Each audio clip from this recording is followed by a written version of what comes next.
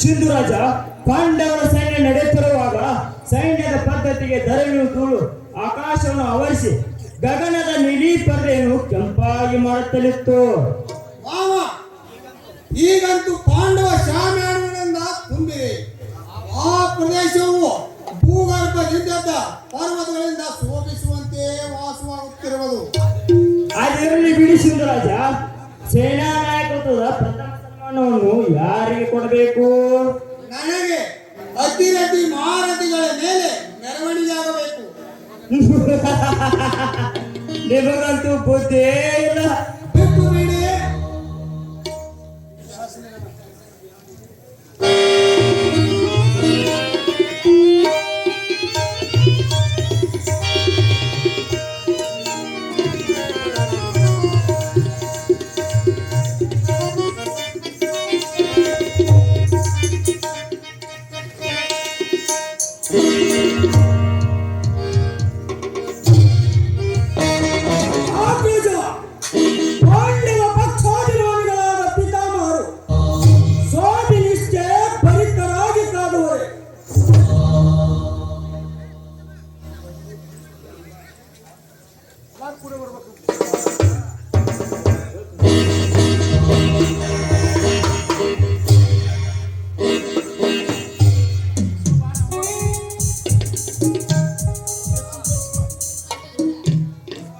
ಸಹೋದರ, ಚಂದ್ರೋದಯವಾದ ಕೂಡಲೇ ಸಮುದ್ರವು ಕೇರಿ ಬರುವಂತೆ ಪಿತಾಮಹ ಭೀಷ್ಮರು ಸಮರದಲ್ಲಿ ಶೋಭಿಸಿದಾಗ ಶೌರ್ಯ ಸಮುದ್ರವು ಕೇರಿ ಬರುವುದು. ಕೇಳಲಿ ಕೌರವೇಶ್ವರ, ಹೃದಯವನ್ನು ಕಂಡೆ ದುಶ್ಯಾಸನ. ಈ ದೇಹದ ವಿಷಯವಾಗಿ ಸಂದೇಹವೇ? ಈ ಭೀಷ್ಮನ ಬಿಸಲವಾದ ಸಮರದ ಸೆಕೆಯಿಂದ ಎದುರಾಳಿಗಳು ಬಡೆದು ಕರಗಿ ಕಣ್ಣೀರಿನ ಕಾಲುವೆಯಾಗಿ ಹರಿತಿರಲು ಈ ಕುರುಕುಲದ ಕೀರ್ತಿರೋಷಕ್ಕೆ ಆ ನೀರನ್ನು ಅಣಿಸಿ ಆ ಗಿಡವನ್ನು ಈ ಭೀಷ್ಮನು ಬೆಳೆಸಿರುವನು. ಕೌರವೇಶ್ವರನು ಉದಯಾಕಾಶದಲ್ಲಿ ವಿಕಾರದ ತರಂಗಗಳನ್ನು ಎಬ್ಬಿಸಿದಾಗ ಕೆಂಗೆಟ್ಟ ಕೌರವೇಶ್ವರ ಮುಖವನ್ನು ಶಾಂತಿಯ ಶಿಲ್ಪೋದಕದಿಂದ ತೊಳೆಯುತ್ತಾ ಬಂದಿರುವನು. ಭೀಷ್ಮನ ವಿಷಯವಾಗಿ ಸಂದೇಹವೇ? ಪಿತಾಮಹರೇ, ಪ್ರೇಮ ತೀರಕದ ತುದಿಯಲ್ಲಿ ಕತ್ತಲೆ ಕಾಣುವುದು ಸಹಜ. ಶಕುನಿ, ಕುರುಸುವಾಸನ ಸೇವೆಯಿಂದ ಅಣು ಮಾತ್ರ ಅಗಲವಾರುವ ಈ ಭೀಷ್ಮನಿಗೆ ಸಕಲ ಸಮ್ಮತವೇ?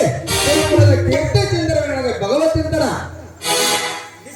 ನಿಜ, ವೈರಿಗಳೆಂಬ ಮತ್ತೋಣೆಗಳಿಂದ ಕುಂಭಸ್ಥಳಗಳನ್ನು ಸೀಳಿ ರಕ್ತ ಮೌಕ್ತಿಗಳನ್ನು ಉದುರಿಸುತ್ತಾ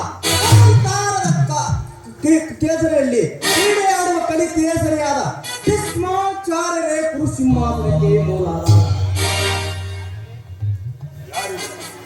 ಯಾರಲ್ಲಿ ಅಪ್ಪನ ಪ್ರಭು, ಬೇಗನೆ ಹೋಗಿ ವಸ್ತ್ರ ಅಲಂಕಾರಗಳನ್ನು ತೆಗೆದುಕೊಂಡು ಬನ್ನಿ.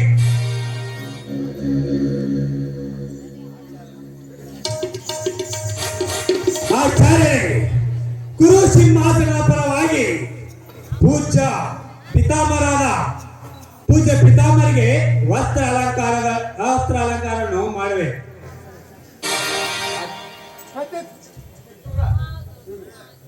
ಪ್ರತಿಜ್ಞ ಪಾಲನರಿಂದ ಕುರುಕುಲ ಹಿತೈಷಿ ಭೀಷ್ಮಾಚಾರ್ಯರಿಗೆ, ಪ್ರತಿಜ್ಞ ಪಾಲನರಿಂದ ಕುರುಕುಲ ಹಿತೈಷಿ ಪಿತಾಮಹ ಭೀಷ್ಮಾಚಾರ್ಯರಿಗೆ, ಪ್ರತಿಜ್ಞ ಪಾಲನ